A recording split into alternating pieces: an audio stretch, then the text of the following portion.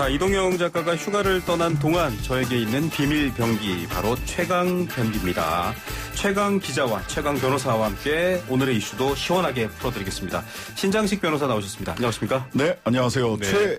최강일지는 모르겠지만 최선을 다하도록 하겠습니다. 네, 자, 시사저널 유지만 기자 나오셨습니다. 안녕하십니까? 예, 안녕하세요. 네, 우리 사이에 뭔가 있죠. 네. 네, 어제도 저희가 이 최강 병기를 하면서 마스크를 쓰고 진행을 했었거든요. 그래서 박정호 기자도 마스크를 쓰고 나왔고, 좀 그런 상황이었는데, 2시간 동안 해보니까 그 콜센터에 계신 분들 굉장히 힘드시겠다. 그러니까요. 마스크를 쓰고 일하시는 분들. 예, 그런데 오늘 저희가 아크릴판을 막아놨습니다. 그래서 마스크를 쓰지 않고 가겠습니다.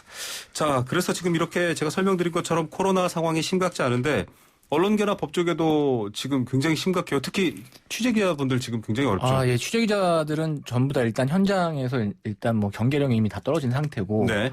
대표적으로 며칠 전에 CBS 같은 경우에는 정규 방송이 모두 됐죠. 셧다운이 됐죠. 네. 그리고 여기 상암동에 있는 SBS 사옥도 지금 폐쇄 조치됐고요. 네. YTN 바로 옆 건물인데. 예. 네, 어제 그렇습니다. EBS에서도 확진자가 발생을 네. 했고 KBS 드라마 출연진도 확진자가 발생을 했고요. 네. 뭐 제가 몸담고 있는 시사저널도 이미 뭐 재택근무 내지는 자율 출퇴근으로 그냥 대체를 하는 걸로 네. 이미 조치들은 취하고 있는데 사실 뭐 법조인도 마찬가지지만 기자들도 일단 오늘만 해도 뭐 사랑제일교회 이슈 같은 거 있으면 현장을 취재를 가야 가야죠. 되잖아요. 네. 네. 늘 조심을 해야 되는 직업이긴 하죠. 저희도 굉장히 네. 조심하고 있습니다. 사람을 만나서 계속 말을 해야 할 수밖에 없는 직업, 뭐 방송도 마찬가지입니다만, 변호사님 지금 보니까요, 전주지법에서는 판사가 확진이 됐어요. 지금 네. 법조계도 그렇네요. 그러니까요. 저희들도 사람을 만나서 계속 이야기를 할 수밖에 없는 네. 직업이거든요. 그러니까 사무실에 누가 오실 때도 굉장히 조심할 수밖에 없어요. 체온 측정하고 예. 손소독 먼저 하고 그러고 네. 입장하시고 그다음에 그 상담실에서 상담 후에는 상담실 내부도 이렇게 소독을 해야 맞습니다. 되고 그러지 않을 수 없는 상황이 됐고요.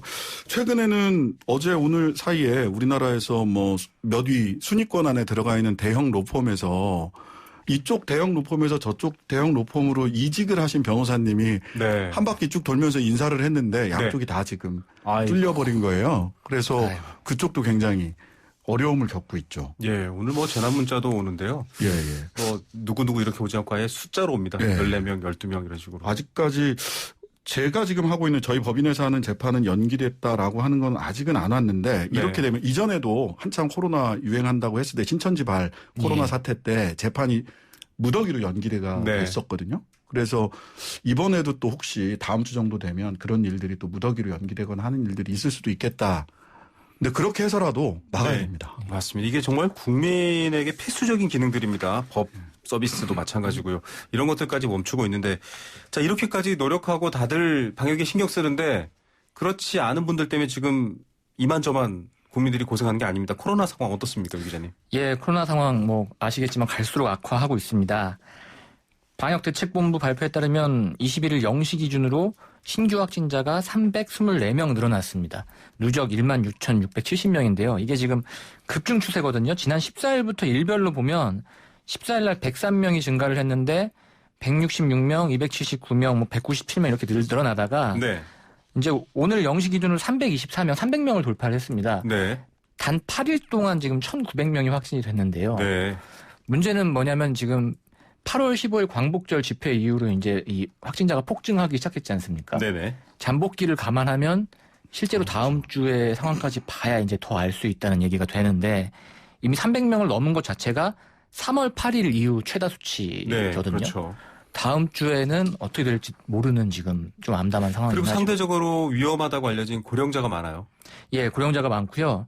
그다음에 사랑제일교회 같은 경우는 20일 오후 6시 기준으로 총 3,415명을 검사했는데 이 중에 739명이 확진자가 나왔거든요. 네. 확진자 비율이 20%가 조금 넘습니다. 근데 상당히 고령자분들이 거기도 많이 있는 걸로 봤을 그렇죠. 때도 굉장히 좀 위험한 상황입니다, 지금. 네. 자, 이런 가운데 방역에 가장 협조를 해야 될 지금 확진자 비율이 20%나 되는 사랑제일교회가 방역 협조하지도 않을 뿐더러 지금 중앙 일간지에 광고까지 싣고 있습니다. 네. 정부에 대해서 무슨 법적 조치를 하겠다 이런 얘기까지 하면서 나오고 있는데 변호사님 상황 어떻게 평가하십니까? 그쪽에서 무슨 강금이다 이런 식의 이야기를 하고 있는데요. 네. 일단 정부에서 굉장히 강력하게 현행범 체포 내지는 문재인 대통령까지 네. 나서셔가지고 현행범 체포 내지는 보다 강력한 조치를 하겠다. 엄정한 법 집행 보여줘야 된다. 이런 말씀을 하셨는데 일단 감염병 예방법 위반 소지는 굉장히 높은 것으로 보이고요. 네. 예. 명단을 제대로 제출하지 않는다든지 아무 번호나 그냥 써서 내서 그렇죠. 엉뚱한 분이 엉뚱한 분이 전화 받게 한다든지 이런 경우들도 있고 그다음에 보건소 직원을 뭐 껴안고 너도 한번 당해봐라. 네. 그다음에 그 경찰들도 당일날 8.15 집회 때 나갔던 경찰들도 이미 확진자가 4명 네. 나온 상태고요. 자, 그러면 근데 일반법, 형법상의 감염병 예방법뿐만 아니라 형법상에도 저는 문제의 소지가 있다고 생각이 돼요. 네. 말하자면 상해죄를 검토해 볼 수 있겠다 싶은 생각이 들어요. 상해죄도 예, 가능하다. 예. 네. 상해라는 게 우리는 뭐 상해라고 그러면 어디서 맞아서 피나고 이렇게 생각을 하는데 실제로는 신체의 생리적 기능을 훼손하는 것이 상해거든요. 네. 말하자면 우물에다 독을 푼다든지 네네. 또는 이전에 판례도 있는데요. 그러니까 밀접 접촉을 했을 경우에 굉장히 치명적인 병에 걸릴 수 있는 사람이 네. 일부러 밀접 접촉을 한 거예요. 네. 그럴 경우에도 상해죄로 실형을 선고받은 사례들이 있습니다. 네. 예. 그렇다면 이분들이 본인들은 뭐 병에 안 걸린다. 내지는 너도 한번 걸려봐라. 네. 라고 하는 게 적극적 고의가 있느냐 여부는 그 한번 따져봐야 되겠지만 그 미필적 고의. 즉, 야, 병에 걸려도 상관없어. 병에 네. 걸려도 뭐 니들 나는 그 정도는 감수할 거야. 라고 한다면 이건 미필적 고의라고 하는데 네. 미필적 고의에 의한 상해 내지는 상해 미수의 혐의도 적용해 볼 수 있는 거 아니냐. 네. 그렇다면 훨씬 더 이제 상해 같은 경우는 7년 이하의 징역, 10년 이하의 자격정지, 1,000만 원 이하의 벌금 이런 게 성립이 되거든요. 네. 그래서 감염병법 위반은 뭐 200만 원 이하의 벌금, 뭐 얼마 이하의 벌금 이 정도지만 실제로 한번 걸려봐라 라고 하는 식으로 보건소 직원을 껴안았다든지 경찰들에게 8.15 집회에 나온 경찰들에게 침을 뱉는다든지 네네. 이런 정도라면 미필적 고의에 의한 상해는 성립 가능성이 매우 높은 거 아니냐. 네. 이런 측면에서 좀 적극적으로 수사기관에서 특히 검찰에서 적극적으로 한번 검토를 해봐야 되지 않느냐라는 생각이 듭니다, 사실. 지금 사실 보도되고 있는 내용 중에 이와 관련된 사안들이 많습니다. 어제 예. 그 관련 유튜버, 해당 집단에 소속된 유튜버가 뭐 성추행을 하기도 했었고요. 예. 여러 가지 지금 그런 상황들이 계속 발생하고 있죠. 보도가 되고 있던데요. 예. 뭐 일단 전광훈 목사가 확진이 된 직후에도 아까 변호사님 말씀하신 것처럼 네. 미필적 고의에 의한 상해 내지는 살인을 검토해야 되는 거 아니라는 의견이 굉장히 많았어요. 만약에 잘못돼서 목숨을 잃을 잘못됐을- 경우까지는. 예. 네. 이미 그리고 그로 인한 확진자가 발생한 거에서도 상해를 적용할 수 있는 거 아니냐라는 의견이 있었고요. 그럴 수 네. 있죠. 그다음에 광복절 집회에서도 지금 여러 명의 확진자들이 나오고 있는데 아까 뭐 지역적인 다른 이슈긴 하지만 뭐 성추행이 발생하다든지 폭행이 발생한다든지 그러니까 접촉을 하려고 막 접촉을 타인에게 하려고 침을 다가가는 거죠. 뱉는다든지 네. 뭐 경찰 뭐 예를 들면 지금 뭐 포천에서는 신도 부부가 뭐 검사를 받기 싫다고 뭐 경찰관에게 뭐 침을 뱉고 뭐 했다는 얘기도 있었고 보건소 직원에게. 보건소 네. 직원에겠죠. 예. 했었고 그다음에 뭐 병원을 탈출한 경우도 있지 않습니까? 네. 탈출해서 25시간 동안 커피숍에 가가지고 예. 돌아다니고. 굉장히 위험한. 그래서 사실은 이 정도면은 이제 보통은 국가 안보적 차원에서도 어떤 전염성이라든지 위험한 물질들이 유포되는 것들에 대해서 굉장히 강력하고 엄정하게 제재를 하는 걸로 알고 있는데 네. 이런 수준으로 지금 광범위하고 만약에 이게 조직적이라고 한다면 이것 또한 법적인 이슈도 달리 봐야 되겠죠, 변호사님? 예. 아니, 저는 그래서 지금은 적극적으로 미필적 고의에 의한 적어도 또는 사실은 그 신자들이나 그 사랑제일교회 신자들이나 또는 그 집회에 왔던 분들이 보인 태도는 첫 번째는 나는 안 걸린다. 네. 그다음에 나는 걸려도 성령의 힘으로 성령의 불이 내려서 치료받을 수 있다. 네. 니들도 한번 걸려봐라. 그러면서 얘기를 했단, 침을 뱉거나 껴안거나 네네. 접촉을 했단 말이죠. 이 정도면은 미필적 고의가 충분히 인정될 수 있겠다 싶고요. 그 다음에 한 단계 더 나가서 이 집회를 사실은 이전에 그 집단 생활을 했다는 거 아니에요? 사랑제일교회 그 신자들이 집단 생활하면서 뭐 집회를 준비했다고 하는데 사실은 그게 집회를 준비한 것인지 아니면은 강제 집행 그 교회가 이제 철거 대상이 돼 있기 때문에 네. 그 자기 보상금 더 달라. 네네. 그것도 뭐 지금 500억 그게- 이상을 더 달라라고 하면서 강제 집행을 막았단 네. 말이죠. 강제 집행을 막기 위해서 모여 있었던 건지는 모르겠지만 그 모여 있으면서 이미 행정 서울시나 이런 데에서는 사랑제일교회 신도 전원 그리고 7일부터 13일까지 방문한 사람 등 총 4,053명은 자가격리 및 진단검사를 받으라고 하는 명령을 행정명령을 했단 네. 말이죠. 근데 이거 전혀 이행하지 않고 나갔단 말이죠. 네. 그러면 여기에서 이 모임을 주도했던 같이 집단 합숙하거나 이렇게 네네. 주도했던 분들은 미필적 고의가 아니라 진짜 확정적 고의가 있었던 게 아닌가라고 하는 의심도 들 정도예요. 지금 실은. 가짜 뉴스들을 보면요, 굉장히 심각한 가짜 뉴스들이 많이 나오는데 이건 조직적이다 이런 해석들이 나오고 있거든요. 일단 정광훈 목사 본인도 사실상 가짜 뉴스를 퍼뜨리는 게 오늘 입장을 냈는데 네.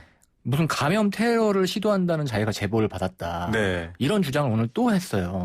그런 것들이 주장이 나왔을 때 저는 통상적으로 그 발언 혹은 정광훈 목사의 발언에 모든 사람들이 관심을 갖고 있지만 언론이 그렇게 또 노출해줘서는 안 된다라는 생각도 있는데요. 보면 또 이렇게 여과 없이 그런 것들이 막 보도가 되면서 또 그걸 믿고 싶은 분들한테는 또 악영향을 주는 게 이게 아닐까. 사실 어처구니는 없죠, 사실. 뭐 네. 받아들인 저희 기자 입장에서도 그렇긴 한데 이게 진짜 지금 현 상황에서 무슨 얘기까지 나오냐면 차라리 신천지가 더 관리가 편했다라는 얘기가 나올 정도, 재평가설이 나올 정도예요. 총회장이 엎드려 사과도 하면서 예, 협조를 그러니까 어느 정도 했었죠. 신천지라는 곳은 이제 좀 폐쇄성이 있다 보니까 네. 나름대로의 명단이 관리되던 게 있었던 걸 안 내놨을 뿐이지 네네. 강제 집행을 통해 좀 명단을 확보할 수도 있었는데 사랑제일교회 같은 경우는 명단에 대한 신뢰성도 없고 제출한 명단도 불확실하다는 이런 상황이거든요. 네. 그런데 또 지금 또 이 변호인단이나 정광훈 목사 본인은 정부가 우리를 탄압하고 있다. 뭐 네네. 방역 공안 정국이다. 뭐 이런 주장까지 하면서 사실상 정부의 집행에 좀 저항하는 듯한 모양새를 취하니까 뭐 신천지보다 이건 더한 거 아니냐라는 좀 여론이 네. 악화되고 있습니다. 조금 더 면밀히 봐야 될 것 같습니다. 즉 어떤 관계 또 어떤 뭐 자금력이라든지 여러 가지 부분들을 봐야 되는데 정부가 그래서 대통령부터 시작해서 지금 추미애 법무부 장관 한상혁 방통위원장까지 강력하게 얘기를 했더니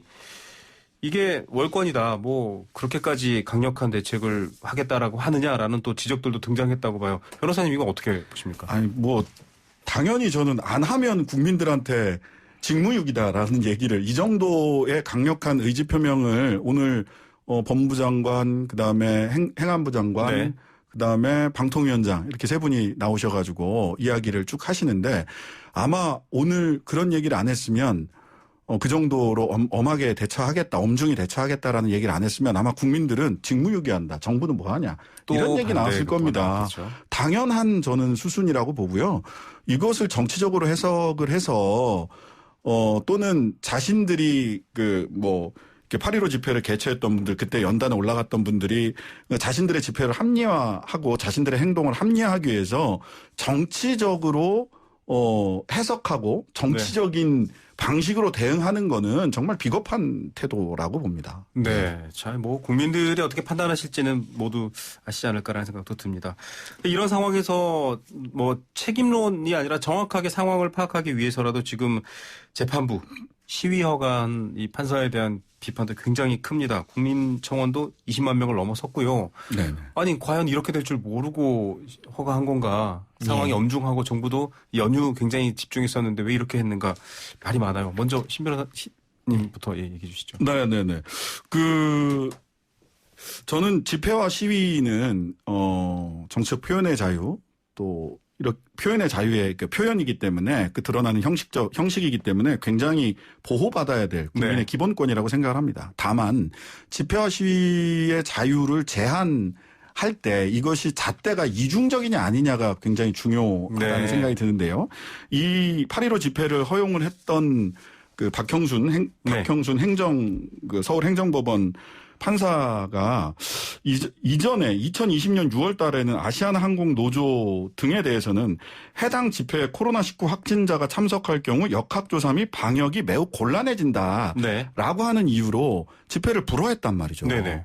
근데 이번에는 서울시에서 여기 혹시 확진자가 나오면 이 역학조사나 이런 게 너무 힘들어진다라고 맞습니다. 했더니 역학조사 등으로 인해 굉장히 어렵습니다. 잘 귀 기울여 들어주세요. 네. 역학조사 등으로 인해 소요되는 의료 역량이 네. 사회적으로 용인될 수 없을 정도를 넘어선다는 사정을 알 수 있는 자료는 없다. 매우 어렵죠. 어렵네요. 어렵죠. 굉장히 꼬아놨는데 하여튼간에 역학조사에 네. 굉장히 사회적 비용이 많이 들지는 않는다. 네. 그런 자료는 없다라는 취지예요. 그러니까 앞서서 그 노조가 개최하려고 했던 집회에 네. 역학조사 및 방역이 매우 곤란해진다는 그렇죠. 이유로 그걸 불허했던 분이 여기서는 훨씬 더 많은 사람들이 오는데 역학조사 등으로 인해 소요되는 의료 역량이 뭐 사회적으로 다 감당할 수 있는 정도일 그러네요. 거다라는 이유로 허가를 했단 말이죠. 이중잣대다. 네네. 노조의 집회에 대해서는 굉장히 엄격한 기준을 들이대고 네. 이 집회에 대해서는 8.15 집회에 대해서는 너무나도 느슨한 잣대를 들이댄 거죠. 이 부분이 참 논쟁이 돼요. 어떤 것들은 허가하고 안 했으면 뭐 아예 다 안 하고 아예 했으면 모르겠는데 이런 식의 문제 때문에 지금 그렇죠. 그런 이제 거죠. 청와대 국민청원이 들어갔던 논리는 아주 간단합니다. 6월 집회는 허락하지 않았으면서 왜 이번 집회는 허락을 해가지고 네. 이런 시국에 만드는데 일조를 했느냐라는 질타거든요. 네. 근데 저도 아까 이제 방송 대기하면서 이해가 안 돼가지고 변호사님께 여쭤봤었는데 이제 행정법원이 오늘 이례적으로 굉장히 좀 해명을 좀 내놨어요. 네네. 내놨는데 6월 집회의 경우에는 그 집회 자체가 아니라 구청에서 제정한 집회 금지 고시 자체의 효력을 다투면서 그 집행정지를 구했다. 네. 따라서 위 고시에 대하여 집행정지가 이루어졌다면 신청인뿐만 아니라 그 장소에서 집회를 하려는 모든 단체에게 집행정지의 효력이 미쳤을 것이라고 설명을 했어요. 네. 그러니까 그건 뭐냐면 이 종로구청이 당시 집회 불허를 했는데 집회를 불허합니다라고 한 고시가 효력이 있냐 없냐를 다퉜기 때문에 6월에는 원론적인 입장에서 그 고시의 효력을 인정해 줬던 네. 거다. 뭐 이렇게 되면서 자연스럽게 아시아나 이제 노조 집회가 못 열리게 된 거다라는 취지인데 결국에는 결과적으로는 변호사님 말씀하신 것처럼 집회가 불허된 거라고밖에 그렇죠. 이해가 안 되거든요. 그럼요. 말이 너무 어렵고 그리고 사실 뭐 이거는 이 같은 재판부기 때문에 이 비판을 피해갈 수는 없을 것 같아요. 그러니까 이 얘기를 조금 더 말씀드리면 고시 자체의 집행정지를 신청했던 거라서 그렇다라고 하면 고시라는 거는 그 집회를 해달라고 신청을 한 집회를 신고한 사람들뿐만 아니라 그 이후에 집회를 신청하는 네. 신고한 사람들에게도 보편적으로 적용되는 거란 말이죠. 네네. 그럼 여기서는 보편성을 기준으로 해서 봐야 돼요. 그러면 보편적으로 역학조사 및 방역이 매우 곤란해질 수 있으니까 집회를 불허한다란 말이죠. 네. 그러면 이 보편성이 왜 이번 8.15 집회에는 적용이 안 됐느냐. 오히려 지금 그 해명이 네. 왜 보편적으로 적용돼야 될게 이번에는 그럼 어떤 특수성이 있었길래 네. 그 적용이 배제됐느냐라고 거꾸로 물어볼 수밖에 없어요. 말이 조금 어려워지긴 했는데요. 네. 여튼 보편성이 적용되지 않은 특수성이라는 게 도대체 뭐냐. 네. 그러면은 그때는 노조고 이번에는 전광훈 목사 등 극우 보수들이 한 거다라고 하는 차이 말고 무슨 차이가 있는지를 저는 네. 잘 이해가 잘 안 가고요. 그다음에 하나는 이번에 허가를 하면서 신고 내용과 달리 이루어질 것이라고 미리 단정할 수 없다. 신고 내용은 일파만파라는 데서 동아면세점 앞에서는 100명. 네. 그다음에 4.15 국토본 민경욱 전 의원이 집회한 을지로 입구는 약 2,000명 네. 신고를 했어요. 그리고 나머지 한 7군데에서 한 건 또 다 불허를 했단 말이죠. 네네. 그러다 보니까 나머지 7군데에서 불허된 사람들이 다 여기로 모여갖고 한 2만 명이 네. 참석을 했단 말이에요. 근데 저는 이 판사님께서 그 광화문에서 소위 태극기 부대들이 어떻게 집회를 해왔는지를 한 번이라도 유튜브나 동영상을 확인을 해보셨으면 네. 신고 내용과 달리 이루어질 것이라고 미리 단정할 수 없다라고 미리 단정하지 않으셨을 것 같아요. 네. 분명히 이게 다 하이브리드 다 이렇게 섞여서 네. 집회가 진행될 거라는 거를 광화문 집회를 지켜본 사람들은 누구나 다 그렇죠. 알고 있어요. 네. 왜 국민들은 알고 있는데 서초동에 앉아 계신 이 판사님, 거기는 양재동에 네, 계시는구나. 네. 행정법원이니까 네. 계신 이 판사님만 모르는지 좀 납득하기가 좀 어렵습니다. 그러니까 이게 굉장히 선회를 해보자면 네. 이 판사님께서는 100명 집회를 신청한 일파만파라는 네. 이 단체만 허락했으니 100명만 올 거야. 이 단체의 깃발을 든 분들만 거기서 집회를 할 것이고 그 정도면 통제가 될 것이다라고 판단하신 것 같은데 예. 이게 아무리 선회를 한다 그렇죠. 해도 네. 현장의 상황을 너무 모르신다고 이런 얘기할 수밖에 없죠. 네, 이런 가운데 조직적일 수밖에 없다라는 해석이 가능한 79대의 버스가 전국에서 그렇죠. 왔습니다. 어떻게 해명할지 재판부 다음 해명을 기다려 보겠고요. 통합당도 지금 난데없는 선긋기 논쟁이 센데 홍문표 의원이 사실은 현역으로서 갔었다라고 보도가 됐다가 본인이 적극 반박했습니다. 예. 저는 제 지역구 사람들 와서 잠시 가서 격려하고 몇 명 만나고 금방 떴다. 내가 왜 거기 참석했느냐라고 했고 또 거기에 대한 반박이 나오고 있고. 예. 어떻습니까? 지금 뭐 통합당 같은 경우에는 지지율도 떨어지는 결과가 나오는 바람에 지금 빨리 이거 지금 선을 그어야 되는 상황이거든요. 네. 뭐 지금 뭐 차명진 전 의원도 확진이 됐고 네. 거기에 뭐 민경욱 전 의원 참석했죠. 이현주 전 의원 참석했죠. 그다음에 홍문표 의원도 참석했다 안 했다 뭐 설왕설래 말이 많은데 네. 통합당 입장에서는 김종인 비대위원장을 비롯해서 이 정광훈 목사뿐만 아니라 이제 보수 기독교계하고 좀 선을 그어야 된다는 목소리가 내부에서 나오긴 나오고 있어요. 네. 근데 과연 이게 쉽게 떨어질 수 있는 관계는 아니거든요. 그들은 진박이다. 뭐 이렇게 표현하면서 선을 긋고 있지만 사실 아직 정말 명확한 메시지는 또 안 나오고 있어요. 네. 그 두 가지가 돼야 될 것 같은데요. 분명하게 선을 그어야 됩니다. 그거는 그 지도부의 통합당, 미래통합당 지도부가 분명하게 이들과의 선을 긋고 네. 그어야 되는데, 근데 주호영 원내대표가 감염의 위험을 무릅쓰고 그 자리에 간 분들의 메시지에는 귀를 기울여야 된다. 네. 그럼 또 무릅쓰고 또 갈 수도 있는 또 갈 수도 있다는 얘기인 네. 거죠. 그 다음에 뭐 선긋기 정부가 방역준칙 스스로 허물다 코로나 다시 번창했다라고 김종인 비대위원장이 말씀을 하셨고 또 미래통합당은 자유한국당 시절에는 모르겠지만 미래통합당은 아니다. 아니다라고 얘기를 하는데 그러면은 김종인 비대위원장 왜 5.18 묘역에 가서 무릎 꿇으셨나요? 네. 그거는 옛날 한옛날 민자당 시절 민정당 시절 얘기인데 같은 뿌리에 있기 때문에 선긋기를 분명히 하려고 했던 건데 네. 이 사태에 대해서는 미래통합당과 자유한국당은 달라요라고 이야기한다 한들 국민들이 그거를 믿겠느냐. 그다음에 네. 두 번째는요. 행동으로 보여줘야 됩니다. 행정과 사실 관련된 분들의 뭐랄까요 선제적 조사. 예, 참여, 뭐 그런 것들. 내지는 거기 김진태 전 의원이나 민경욱 전 의원이나 이런 분들 네. 지금 당협위원장이시거든요. 네네. 당협위원장 이 아스팔트에 가서 이렇게 하고 있는 이런 행동을 국민들이 이렇게 불안에 떨게 하고 있는 행동을 한 분들에 대해서 당적 조치를 어떻게 취할 것이냐. 네. 그다음에 하나 더 만약 본다면 내년 서울시장 선거나 네. 재보궐선거나 또는 당대표 선거가 있을 때 실제로 아스팔트 우파들 이번에 8.15 집회에 네네. 나갔던 이분들과 분명히 선을 긋는 지도부를 만들 수 있을 거냐 또는 후보를 만들 수 있을 거냐. 네. 행동으로 보여줘야 됩니다. 그게 안 네. 되면 사실은 말에 그치는 거죠. 계속 행동으로 보여진다라는 메시지는 뭐 여러 차례 반복되고 있습니다. 시간이 없어서 한 가지만 더 짚어야 될 것 같습니다. 이게 네네. 잘 보도가 안 돼서 저희 채널에서 열심히 얘기해야 되는데 뉴스타파 보도 지난번에 저희가 잠깐 다루다 말았는데 윤석열 검찰총장 서울지검장 시절 얘기죠. 언론사 사주와 역술가까지 대동했다 이런 소리도 나오는데 회동을 했습니다. 굉장히 네. 부적절했다라는 얘기가 있죠. 당시 이제 삼성바이오에 대한 고발 사건이 이제 중앙지검에 배당된 날, 네. 이제 중앙일보 홍석현 회장과 그 도대동안 역술가와 함께 신사동에 있는, 네. 인사동에 있는 한 지인의 술집에서 이제 만났다라는 보도가 나왔었죠. 네네. 뭐 일단 뉴스타파가 보도한 의도 같은 경우에는 사실상 범삼성과의 관계자인데다가 당시 쟁송도 있었다고 하고요. 예, 그렇죠. 그런데 그 사건이 또 고발된 날 그렇게 수사 담당자가 수사와 관계된 수사를 받는 것과 관계된 인물을 이렇게 만나는 게 적절하냐라는 의문이 하나 있는 것이고 네.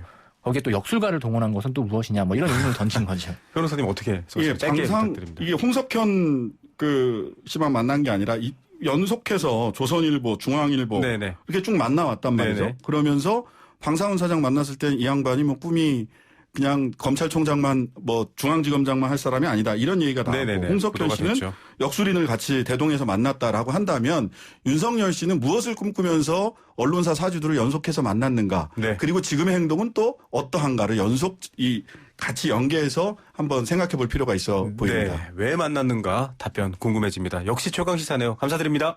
네, 예, 감사합니다. 감사합니다.